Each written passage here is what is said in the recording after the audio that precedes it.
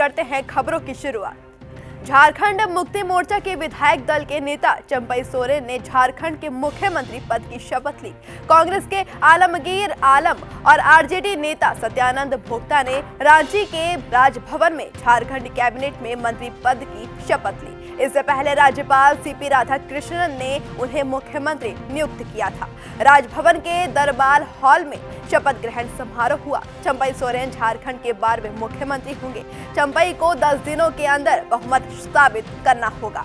वहीं राज्य में रघुवर दास को छोड़कर कोई मुख्यमंत्री अपना 5 साल का कार्यकाल पूरा नहीं कर पाया है। वैसे अलग अलग अवधियों को जोड़कर सबसे अधिक समय तक मुख्यमंत्री रहने का रिकॉर्ड अर्जुन मुंडा के नाम दर्ज है। चंपई सोरेन को राज्यपाल ने बृहस्पतिवार को मुख्यमंत्री नियुक्त किया था। उससे पहले चंपई सोरेन ने राज्यपाल से जल्द सरकार बनाने के उनके दावे को स्वीकार करने का आग्रह किया था, क्योंकि राज्य में भ्रम की स्थिति बनी हुई थी और प्रदेश में कोई मुख्यमंत्री नहीं था। ये स्थिति बुधवार को हेमंत सोरेन के इस्तीफे के बाद राज्य में मुख्यमंत्री न होने की वजह से थी और इसके कारण राजनीतिक संकट गहरा गया था। प्रदेश कांग्रेस प्रमुख राजेश ठाकुर ने कहा कि चंपई सोरेन को अपनी सरकार का बहुमत साबित करने के लिए 10 दिन का समय दिया गया है।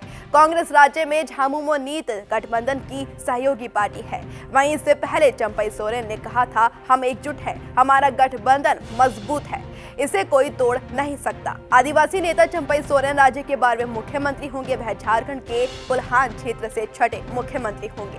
कोल्हान क्षेत्र में पूर्वी सिंहभूम, पश्चिमी सिंहभूम और सायकेला खरसावां जिले हैं। झामुमो सूत्रों के मुताबिक कांग्रेस के वरिष्ठ नेता आलमगीर आलम और राष्ट्रीय जनता दल यानी राजद के सत्यानंद भोक्ता भी कैबिनेट मंत्री पद की शपथ लेंगे। झामुमो नीत गठबंधन में राजद भी शामिल है। झारखंड की 81 सदस्यीय विधानसभा में गठबंधन के पास 47 विधायक हैं। इनमें झामुमो के 29, कांग्रेस के 17 और राजद के 1 सदस्य शामिल हैं। भारतीय जनता पार्टी के 26 और आजसू पार्टी के 3 विधायक हैं। इसके अलावा 2 सदस्य निर्दलीय हैं और राकांपा तथा भाकपा वाले के 1-1 विधायक हैं।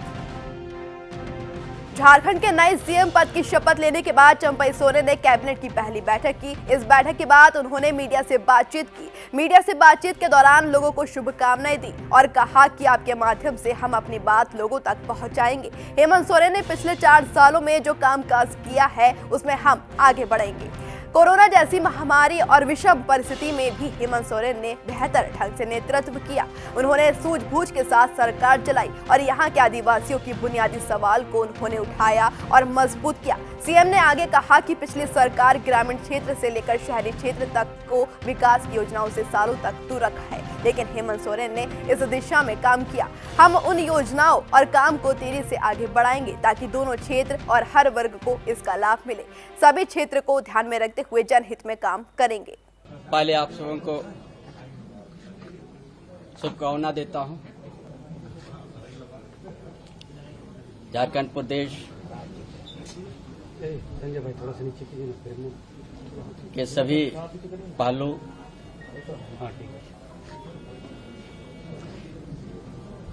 आप लोग को माध्यम से जनता तक पहुंचाएंगे हम लोग कि झारखंड सरकार की जो पिछले दिन हमारा हेमंत सोरेन के नेतृत्व में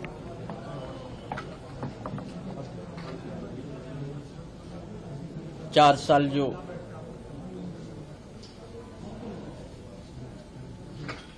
कामकाज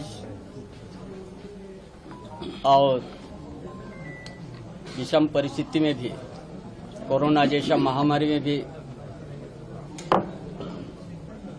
हेमंत बाबू का अच्छा नेतृत्व, अच्छा सूझबूझ और झारखंड अलग राज्य होने के बाद जो 20 साल बाद हेमंत बाबू का जो कामकाज, यहाँ का आदिवासी मूलवासी तो उनका बुनियादी सवाल को मजबूत करने, जोहारकार आंदोलनकारियों का जो उद्देश्य, उस अनुरूप जो योजना को तैयार किया है, ये सरकार को जो सुदूर ग्रामीण क्षेत्र से लेकर शहरी क्षेत्र तक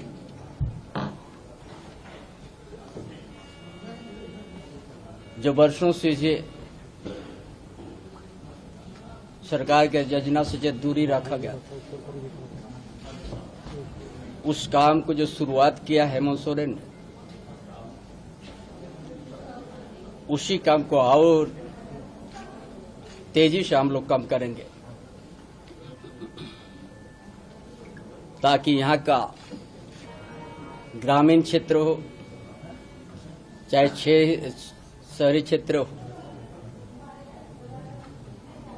हर वर्ग, चाहे किसान हो, छोटे किसान हो, मजदूर हो,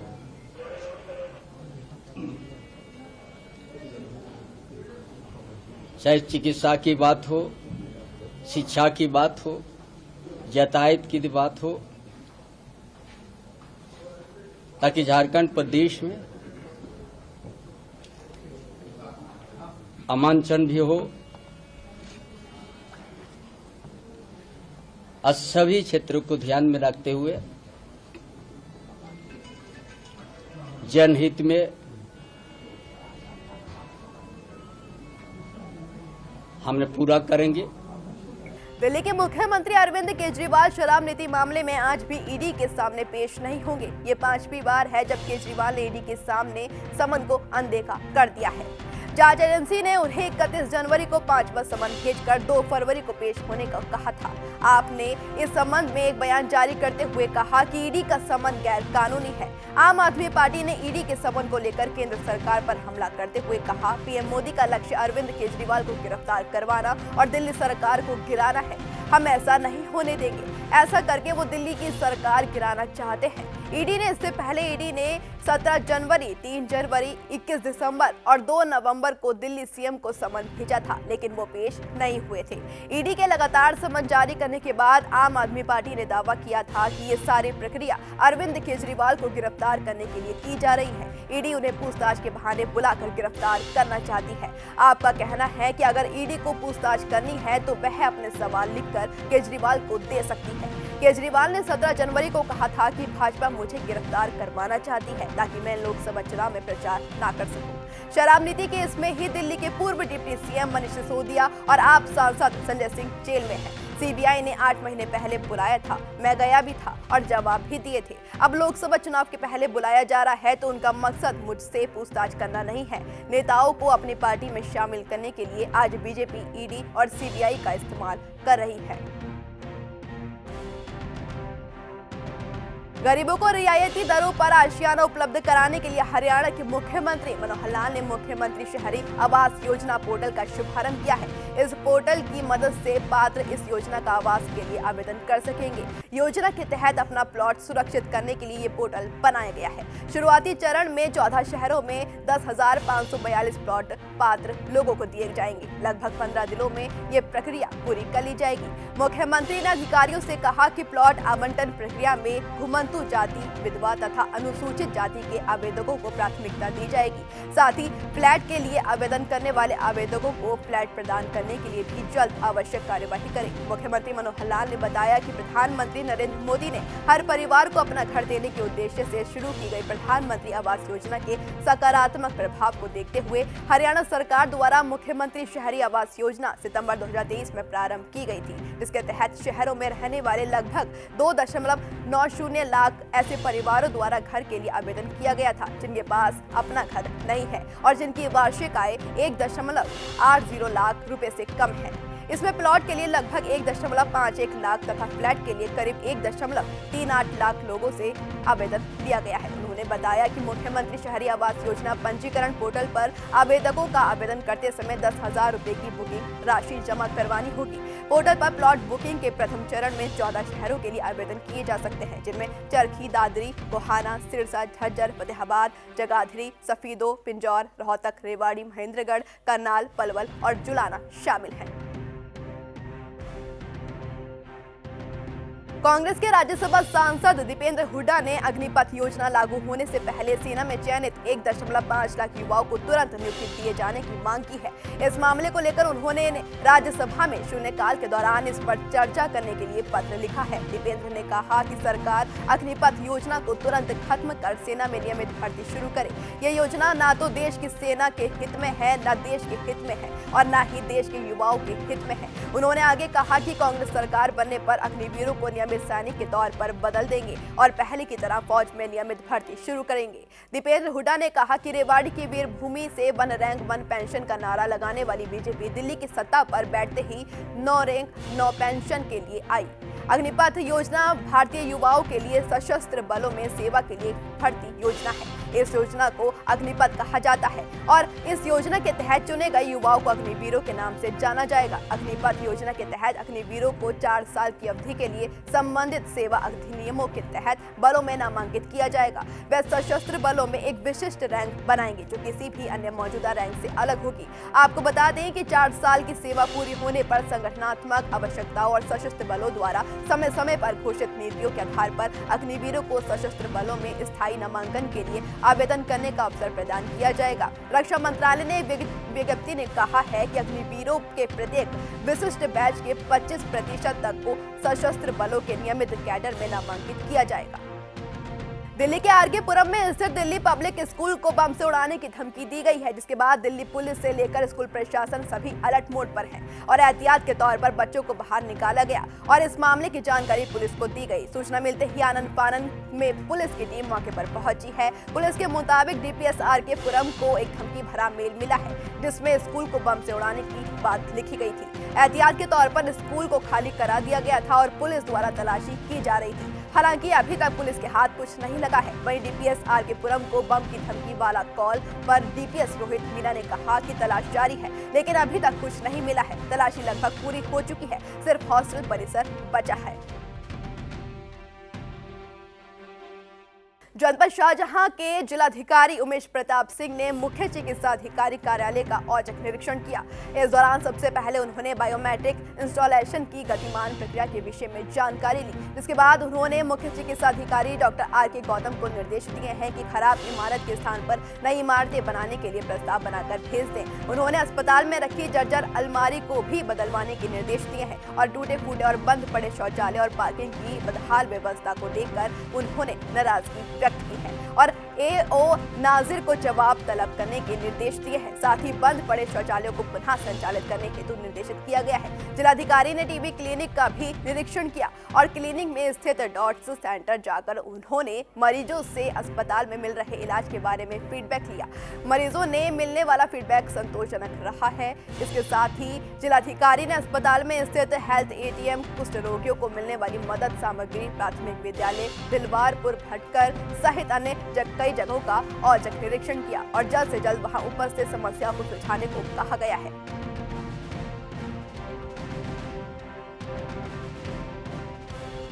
हिसार को भी हरियाणा सरकार ने मेट्रोपॉलिटन डेवलपमेंट अथॉरिटी बनाने का फैसला किया है। हिसार राज्य में 22 जिलों में से 5वां शहर होगा जिसके विकास के लिए एक अथॉरिटी बनाई जाएगी। गुरुग्राम, फरीदाबाद, सोनीपत और पंचकुला में पहले से ये अथॉरिटी है।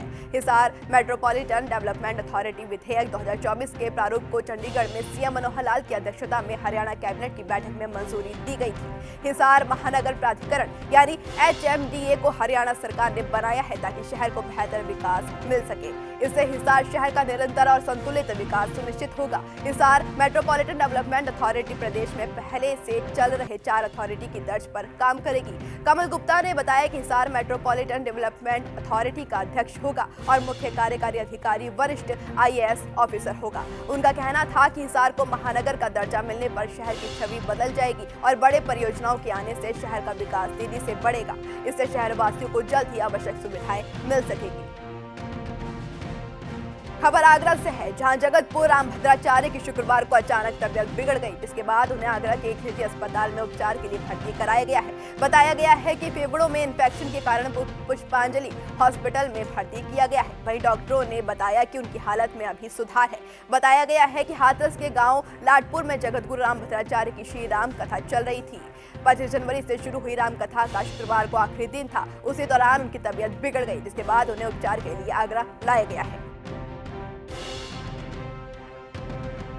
खबर गोंडा से है, जहां पंतनगर स्थित प्रथमा यूपी ग्रामीण बैंक से दिन दहाड़े 6 लाख रुपए की लूट हुई है। आपको बता दें कि बदमाशों ने कैशियर को हंसिया दिखाकर बैंक से 6 लाख रुपए लूट कर अपने साथ ले गए। वहीं इस घटना की जानकारी पुलिस को दी गई। सूचना मिलते ही पुलिस महकमे में हड़कंप मच गया है और बैंक में लगे सीसीटीवी में कैद हुए फुटेज के आधार पर मामले की जाँच की जा रही है। आपको बता दें कि ये पूरा मामला कोतवाली नगर के पंतनगर क्षेत्र का है।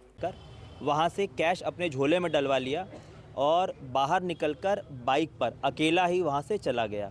इस सूचना पर तत्काल पुलिस एवं उच्चाधिकारियों द्वारा मौके पर आकर यहां मुआयना किया गया है। एसओजी और सर्विलांस टीम को भी हमारे यहां बुलाया गया है। आसपास के सीसीटीवी फुटेज देखे जा रहे हैं, जहां पर वो ट्रेस हुआ है एक बाइक से जाते हुए अकेला व्यक्ति। इस संबंध में जो हमारे थाने हैं और आसपास के हमारे नेबरिंग जिले हैं, उनको भी सूचित किया गया है। उस संदिग्ध बाइक और व्यक्ति का हुलिया बताया गया है। हमारी कुल 5 टीमें इसमें गठित की गई हैं और कई अहम सुराग मिले हैं और मेरे द्वारा और डीआईजी सर द्वारा भी घटनास्थल का निरीक्षण किया गया है। शीघ्र ही घटना का सफल अनावरण किया जाएगा। अभी जानकारी कैशियर से की जा रही है। वो अभी अपना पूरा जितना उनका पैसा जमा हुआ है और जितना पैसा अभी तक डिस्पैच हुआ है, उसका पूरा वो रिकॉर्ड अपना मेंटेन कर रहे हैं। मिलान करने के बाद कुछ देर बाद ही वो स्पष्ट स्थिति हमें स्पष्ट कर पाएंगे। खबर कुशीनगर से है, जहां हाई टेंशन तार की चपेट में आने से एक व्यक्ति की मौके पर ही मौत हो गई। आपको बता दें कि मृतक व्यक्ति अपनी बहन के यहां मजदूरी करने आया था। बताया जा रहा है कि मृतक व्यक्ति भुजौली बाजार का निवासी है। वहीं इस घटना के बाद मृतक के परिजनों का रो रो कर बुरा हाल है। वहीं घटना के बाद इसकी जानकारी पुलिस को दी गई। मौके पर पहुंची पुलिस ने मृतक के शव को कब्जे में लेकर मर्चरी हाउस भेज दिया है। NH-28 पर मुजहना हेतिमपुर टोल प्लाजा पर टोल टैक्स मांगने से नाराज युवक ने उपद्रव मचा दिया। इसके साथ ही लाठी डंडे लेकर पहुंचे युवकों ने टोल बूथ पर तोड़फोड़ की और ड्यूटी पर तैनात टोल कर्मियों पर पीटा। इससे टोल प्लाजा पर अफरा तफरी मच गई। वहीं सूचना मिलते ही मौके पर पहुंची हेतिमपुर पुलिस चौकी के पुलिस को देख उपद्रवी भाग निकले, लेकिन मारपीट और तोड़फोड़ का करतूत सीसीटीवी फुटेज में कैद हो गया। वहीं पुलिस के अनुसार मारपीट करने वाले युवक पास के गांव के रहने वाले हैं। फिलहाल कुछ युवकों को हिरासत में ले लिया गया है। आपको बता दें कि देवरिया के महुआडीही थाना के मुजहना हेतिमपुर टोल से शाम करीब 7 बजे टोल टैक्स मांगने को लेकर कार सवार 2 युवकों से विवाद हो गया था। राहगीरों के हस्तक्षेप से मामला शांत हो गया, लेकिन फिर रात करीब 10 बजे 10 से अधिक युवक लाठी डंडा लेकर टोल पर पहुंचे और तोड़फोड़ करना शुरू कर दिया। ड्यूटी पर मौजूद टोल कर्मियों को भी पीटा गया। अचानक मारपीट से अफरा तफरी मच गई। सूचना पर कुछ देर में हेतिमपुर चौकी पुलिस भी मौके पर पहुंच गई।